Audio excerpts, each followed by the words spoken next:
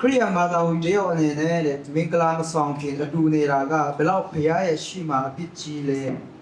အတူနေပြီးဘုရားကျောင်းရဲ့ဤစီနေရာတွေမှာရောပါဝင်လို့ရပါသေးသလားကျွန်တော်တို့အတူနေခြင်းဆိုတဲ့အရာကဘာဖြစ်လို့ဘုရားရှိမှအပြစ်ပူကြီးတယ်လဲလို့ပြောရင်အပြစ်ချင်းအတူတူမှာတောင်မှအယံထူးဆန်းတဲ့အရာတစ်ခုကျွန်တော်ပြောပြမယ်အဲ့ဒါကဘာလဲဆိုတော့အသွေးနဲ့ဆိုင်သောအရာတစ်ခုဖြစ်တယ်မင်္ဂလိကသူ့မှာအမိပါဆိုတာရှိတယ်မင်္ဂလိရဲ့သဘောတဘာဝအရာယူဒလူမျိုးတွေဒီနေ့ကျွန်တော်တို့မင်္ဂလာဆောင်ခြင်းအကြောင်းပြောတဲ့အခါမှာဘာလို့ရလဲဆိုတော့ယူဒလူမျိုးတွေကသူတို့ဒိုးသမီးရဲ့9 ရက်လုံးပွဲခံရတယ်အဲ့ပွဲခံတဲ့ချိန်မှာဒိုးသမီးကအိမ်ထဲမှာသူ့ယောက်ျားနဲ့နေတဲ့အခါကျရင်ပထမအဆုံးစွန်းသောအသွေးပေါ့ပြောမယ်ဆိုတော့ကြည်ဒိုးသမီးကညာဖြစ်တယ်ဆိုတာကိုသူ့အနေနဲ့ပြောရတယ်ဒါကြောင့်မလို့မာရိယာပြောတာဒိုးသမီးကညာဆိုတာလေဆိုတော့မျက်နှာဖုံးကိုကျွန်တော်တို့ဖွင့်တယ်ဆိုတာက9 ရက်မတိုင်ခင်ထိယူဒထုံးစံမှာယူထားသောမိန်းမရဲ့မျက်နှာအုပ်ထားတဲ့ရောက်လူတွေမမြင်နိုင်သေးဘူးပွဲခံတဲ့ချိန်မှာ9 ရက်မြောက်ပြီးမှသူ့ရဲ့ဒီဘယ်လိုခေါ်မလဲအတွင်းမိတ္တဟာယပြုတ်ပြီးမှမျက်နှာဖုံးကိုဖွင့်ခွင့်ရရှိတာ very serious ဖြစ်တယ်ကျွန်တော်တို့ခရိယန်တွေအတွက်ကမယူခင်မှာစင်ကြယ်ရမှာဖြစ်တယ်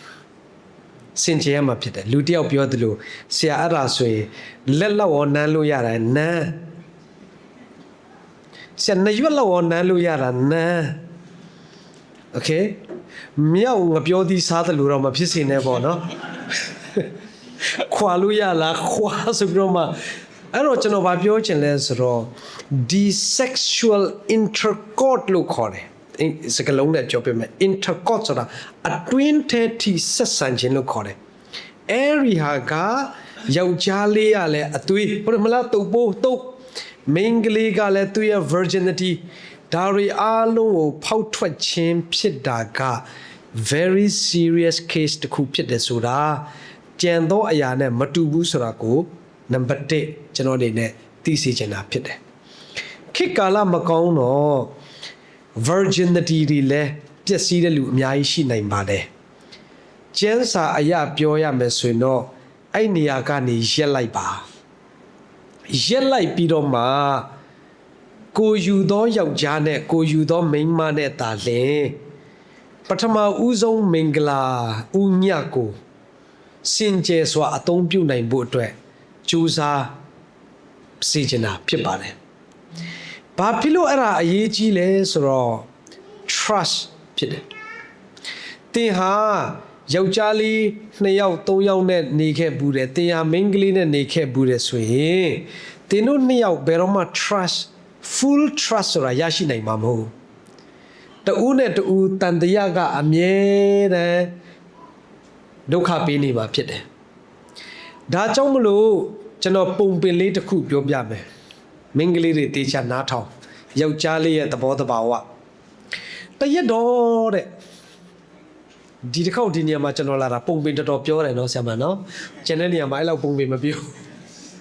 တရက်တော့တဲ့အဖိုးကြီးသွားလည်းမရှိတော့ဘူးအဖွားကြီးသွားလည်းမရှိတော့ဘူးသူတို့အတူထမင်းစားတယ်တက်90နာကပ်ပြီးအဲ့အချိန်မှာအဖိုးကြီးကဇွန်းယူပြီးတော့မှအဖွားကြီးကောင်းခောက်ထက်လိုက်တယ်ဖွားကြီးကကျမကိုခောက်ပြန်ပြီးတယ်ဘာလို့ခောက်တာလဲတဲ့အဖိုးကြီးကဘာပြောလဲဆိုတော့နေ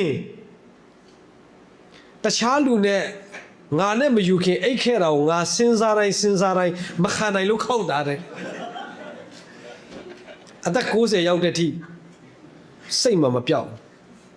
မင်္ဂလိလည်းဒီတိုင်းပဲတင်လည်းပြောက်မှာမဟုတ်ဘူးယောက်ျားလေးတွေကျွန်တော်ပြမယ်ကျွန်တော်တို့ကမှားတာတွေရှိတယ်တွေးမင်္ဂလိကိုယောက်ျားလေးတွေကအနိုင်ကျင့်မဒိန်းကျင့်တယ်ဟုတ်တယ်နော်ယောက်ျားလေးတွေတင်ထင်တယ်ငါတို့မဒိန်းချင်းလိုက်မင်္ဂလိတဲ့ပျော်မယ်လို့ထင်တယ်တင်ယူတာ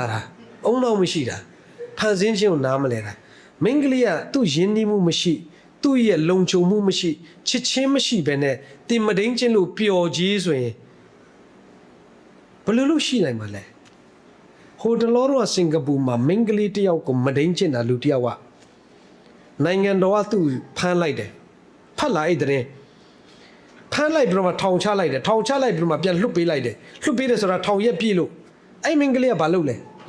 ပြန်တတ်တယ် yes ပြန်တတ်တယ်အဲ့ဒါမိန်းကလေးရဲ့စိတ်ဆရာယောက်ျားလေးတွေမထင်နဲ့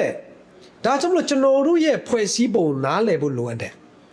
ယောက်ျားလေးလည်းတဝင်တူတတ်တယ်လို့မိန်းကလေးလည်းတဝင်တူတတ်တယ်ယောက်ျားလေးတွေကျွန်တော်တို့ကထင်ထားတာလေမိန်းမ၄ယောက်လောက်ယူလို့ရတယ်ဒါဝိလည်းယူခဲ့တာပဲနော်ရှလမုန်လည်းယူခဲ့တာပဲ no ကျမ်းစာမှာဆချင်းကဘာပဲလဲအာဒံအတွက်အေဝအတွက်အာဒံပဲလောကီပုံတရံကိုလိုက်ခဲ့ကြတဲ့အတွက်ကြောင့်မလို့မိန်းမအများကြီးယူတဲ့စနစ်ကဖယားရဲ့ခွင့်ပြုချက်မဟုတ်ဘဲနဲ့သူတို့လှုပ်လာခဲ့ကြတာဒါကြောင့်မလို့ယေရှုခရစ်ရောက်လာတဲ့ခါဘာပြောလဲတလင်းတမယားစနစ်ကိုသူပြောတယ်ရှင်ပေါလုပေါ်လာတော့ဘာပြောလဲတလင်း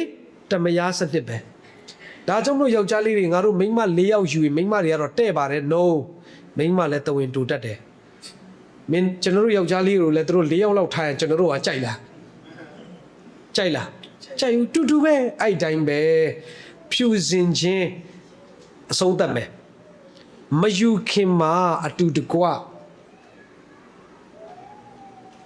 sex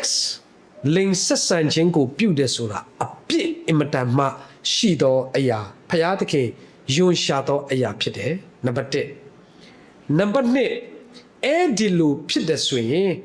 တယောက်နဲ့တယောက်ယုံကြည်မှုဟာဟိုးနောက်ဆုံးအဖိုးကြီးအဖွားကြီးဖြစ်တဲ့ထိခိုက်တယ်နံပါတ်3 living together คิดစားတဲ့အခုဟုတ်လားမဟုတ်ဘူးလား living together ကောင်းတာပေါ့တဲ့တယောက်နဲ့တယောက်အရင်အကုန်သိရတယ်တဲ့ပြီးမှယူတာကောင်းတာပေါ့တဲ့အနောက်တိုင်းမှာအဲ့ဒါคิดစားတယ်လေ